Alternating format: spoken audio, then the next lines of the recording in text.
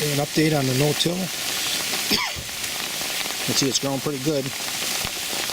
I'm coming back here to check on everything while it's raining because it's going to wash away my scent. See, the crabgrass is starting to die out a little bit.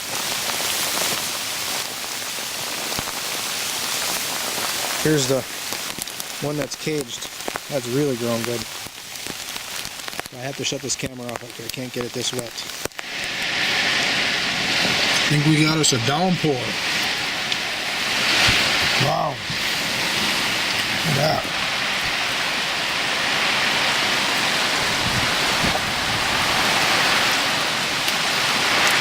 There's a shack I want to go sneak into. It's dry in there, but it's going to be pretty wet on the way in. Yeah, I'll wait for it to let up. Yeah, you know what? I'm going to wait for it to let up. I got time.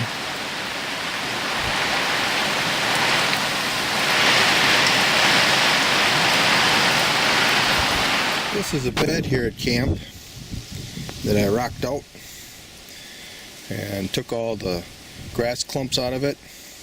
Some canary grass, but mostly it was just long grass, and planted it up with onion bulbils from a variation of walking onions. It's a variety that my grandmother raised.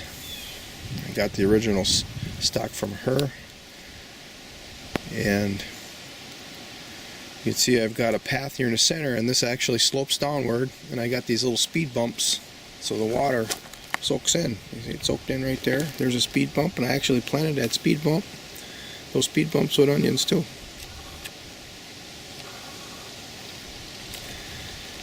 But the main reason why I wanted to do a little video here is because you see these little dimples that are all over with the onions.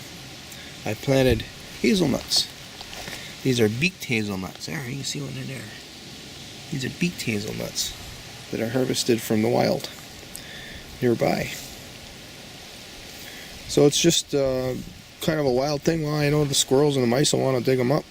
So let's plant them here with these onions. Maybe the onions will kind of mask it a little bit. I don't know if that's a smart idea or not, but this is what I'm trying. And I found with this welded wire fencing draped across, these are bulbs. They're not bulbils. But with that draped across the onions actually stay straight up. And they're not all tangled up, going in all different directions. That was a pretty cool discovery I made, a year or two ago. The more bulbils. These are the largest ones. These are the primos. You can see a deer's walked through here. That's what these depressions are. Deer tracks. There's a pretty good outline there. Looks like a fawn. Walk through. I gotta finish planting this part right here. And here's all the rocks. I took all these rocks out of these beds. Oh, there's more. Look at all those rocks. I actually found to have some great satisfaction in cleaning this up. And this is all the sod that I took out. The bed ended right here, and now I'm building up this sod pile, and I'm extending the bed with the sod pile. I'm going to do with this sod pile what I would normally do. I'm just going to cover it with cardboard, and next year I'll just plant it through cardboard. But there's no rocks in it. And I planted some honeyberries up here, and there are some asparagus roots in here. And I got little garlics growing in through the whole complex here of the bed. There's like 15 feet of bed right there. But the experiment here is asparagus growing with the honeyberries. The honeyberries really don't like it really sunny, July, August. And asparagus is going to shield them from that. So hopefully it all comes up. Hopefully it all survives the transplant. I just did it last week. Then I started on the third bed. I'm not sure I'm going to finish the rest of it this year because I'm going to be hunting now. Well, nice. It's really turned into some nice soil. I've been adding compost throughout a couple of years here. I think this was 5 years ago I formed these up, or had them formed up on an excavator.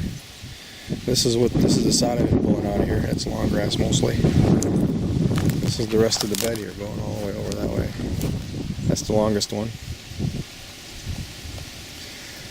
You get deer, all kinds of critters here, so you plant stuff that the deer don't want to eat. And that's onions and garlic. We can do that. This is the original. This is part of the keyhole garden beds that I have been working up. I got this one planted in garlic this year. And this is skirret.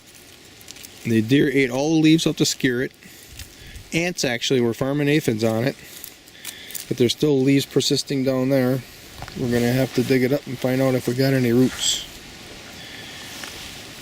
We got some radishes in here, and then these are the original keyhole beds with my grandma's onions. I missed a couple of babilles, so I'm going to plant those today. Here's one right here that I missed. You can see the little green tips, they want to go.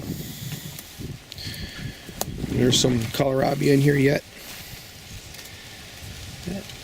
The deer also didn't get them underneath these little fencings. One in there. Oh, this one's a smaller one. Didn't get enough sun. There's one here that can cut along. So I'll be harvesting those before it gets total frost out. And when you get to be like 20 degrees, so 12 degrees below freezing, that's Fahrenheit for you other people around the world.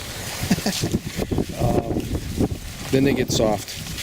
So as long as it doesn't get to 20 degrees, they'll stay good. So you might as well leave them in the ground until we get to that point. They'll be fresh when you eat them. Okay, I'm gonna go for breakfast.